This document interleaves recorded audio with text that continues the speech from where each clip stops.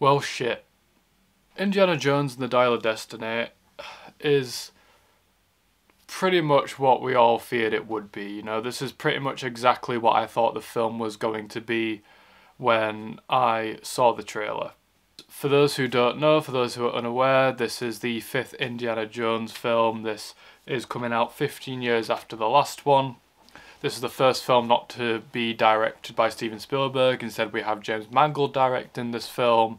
It stars Harrison Ford as Indiana Jones, and it essentially depicts his last adventure teaming up with his goddaughter to find Archimedes' dial.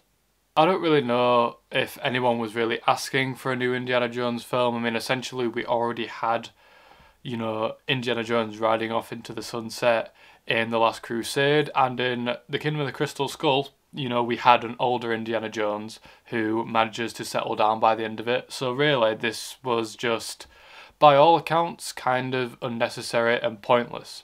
Considering the track record of Lucasfilm over the last few years, it's pretty obvious that Indiana Jones was going to be their next project, considering the only things that they've really got under their belt is Star Wars and Indiana Jones, and we all know what happened with Star Wars. This is really going to be the final nail in the coffin for Lucasfilm. Essentially, they've spent $300 million on this new Indiana Jones film. By the looks of the reception and the box office predictions, they're not going to make much from it. I love Indiana Jones. I grew up with the original trilogy. I love the original trilogy. I think Raiders of the Lost Ark is one of the best films ever made. Just non-stop, perfectly directed and crafted action adventure.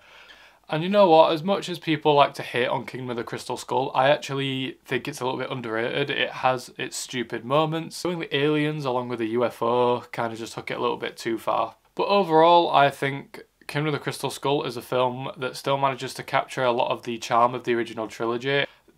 This new Indiana Jones film right here makes Kingdom of the Crystal Skull look like the fucking Godfather in comparison. This is, like I said, this is everything that people, including myself, were worried it was going to be from the trailer and just from its inception as a whole. This is a pointless, unnecessary and unimpressive film. Some people will say that it's pointless to compare this to the original trilogy because, the original trilogy are timeless, but at the end of the day, if you're making an Indiana Jones film, you at least expect it to live up to those original films. I feel like fans of the films, expect something a bit more from these films than they would from any other blockbuster. Considering how much time and how much money was spent on this film, they have very little to show for it, and at the end of the day, Raiders of the Lost Ark is almost 45 years old now, and the craftsmanship of Raiders of the Lost Ark is so far ahead of this new film, and I just find it bizarre to me that Hollywood are struggling to make films that are as impressive technically and as exciting as films that came 45 years earlier. I do think fans are taking it too far on the internet. There's been a lot of hatred and stuff that I personally don't agree with. I respect James Mangold as a director, and I think the people that are involved in this film are clearly very talented, so I don't want to attack them in any way. That's just not what I want to do. This is just my personal opinion, and as it stands, not even the fact that this film is terrible, it's just that this film is extremely mediocre. Harrison Ford, I think, is great in the film. Along with Phoebe Waller-Bridge, really keep the film together. I enjoyed their banter, their relationship together. The people who are attacking Phoebe Waller-Bridge online, it is totally undeserved. I think she's great in the film, and I liked her character. She says one stupid thing in the film, which we've seen in a pre-release clip about her being, smart, funny, self-sufficient. She says one stupid line, and that's it. The rest of the film, she is very good. She's very good in the rest of the film. Mads Mikkelsen is in this film, who always brings his A game as well. So the performances and the acting is definitely not the problem in this film.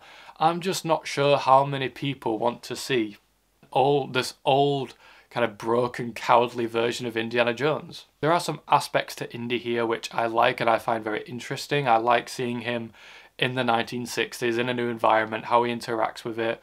I like seeing how he's changed with the world around him and how the world perceives him. So aging is definitely a nice theme that runs quite strongly throughout this film, and I think at the end of the day, it spreads quite a positive message about not being defined by your age. And so yeah, I'm fine with Indiana Jones being portrayed as someone who is way past his prime. What I don't like though is seeing a version of Indiana Jones which being kind of really cowardly and scared all the time. That's not the Indiana Jones that we love. I like how they don't just throw him around the screen, you know, he does realistic things and realistic stunts for his age.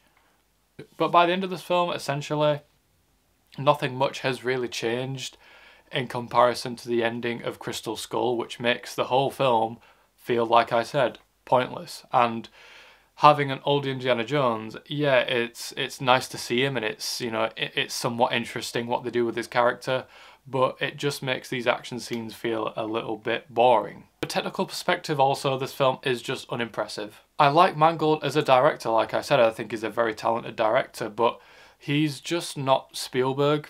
Great set design and production design, the way they recreated the era, and, you know, the detail in these sets is amazing, and the film clearly a lot of the time was shot on location, which is great. These action scenes a lot of the time just do not feel real. They do not have a grit to them, and I feel like that's because of how much CGI was used. And I understand, you know, the Indiana Jones films have always used the technology that was available to them at the time. I mean, you know, looking back on The Last Crusade, that plane chase scene with Indy and his dad in the plane fighting off the Germans, that looks terrible now. The special effects, the rear projection, whatever techniques they use, it looks terrible. I appreciate that CGI has to be used in a lot of these action scenes, but it does become extremely obvious and it's not convincing, and it feels like it's overused a lot of the time. Downside of having an older version of Indiana Jones is that we get action scenes where he doesn't really do a right lot, and there isn't really a lot of interesting choreography. These action scenes a lot of the time are not paced very well. They're not, you know, they're not edge of your seat action scenes like you expect from a Spielberg film. You know, Spielberg always directed with intensity in his action scenes and suspense, and, you know, piling challenges upon challenges to Indiana Jones. You don't really get that here. The action scenes oftentimes feel forgettable, kind of poorly paced or staged, or just way too fake. Take the opening scene, for instance, which a lot of people have been raving about the opening scene, and honestly, I don't get it. The opening scene, which shows a flashback to the 1940s with the Nazis, this scene is so dark and muddy, and the CGI is so poor that you cannot tell what's going on, and it just looks like a video game. There's one great sequence. There's a 15-20 minute segment in the middle of this film which takes place in Tangier. It starts off being at like this illegal antique bid, and then it moves into this vehicle chase around Tangier, and this 15-20 minute sequence in Tangier is fantastic. It's the most Indiana Jones I felt throughout this entire film. It's a great 15-20 minutes of action, great stunts. You know, it feels like classic Indiana Jones, but pretty much every other action set piece is just unimpressive. The biggest problem with the film really is that I just didn't really feel invested in the journey, in the search for the MacGuffin. I didn't really care about anything that was going on, and, you know, I didn't really care about most of the side characters. There's some clunky writing here, you know, side characters that are here just for the sake of being here. Characters that are here basically just to be plot devices and nothing else. I really care about seeing Harrison Ford taking on CGI eels in a deep sea dive. That's just not something I'm remotely interested in. And if you thought the third act of Crystal Skull was bad, this film takes it to a whole new level. The third act of this film is just absolute insanity, and, you know, I understand that Indiana Jones have always leaned on fantasy, and, you know, the idea of, you know, time travel in an Indiana Jones film is not a terrible idea. Just like the idea of having aliens in an Indiana Jones film isn't a terrible idea. Subtlety and suspense that the film had up until the third act completely goes out the window, and they just take it too far. They take the fantastical elements too far, and it feels extremely silly, and there's moments and choices that are made which rival the nuke in the fridge scene and the Shia LaBeouf swinging from Vine scene. The film, you know, the last scene of the film just feels so forced. Even as an Indiana Jones fan, I felt really nothing in the last scene of this film.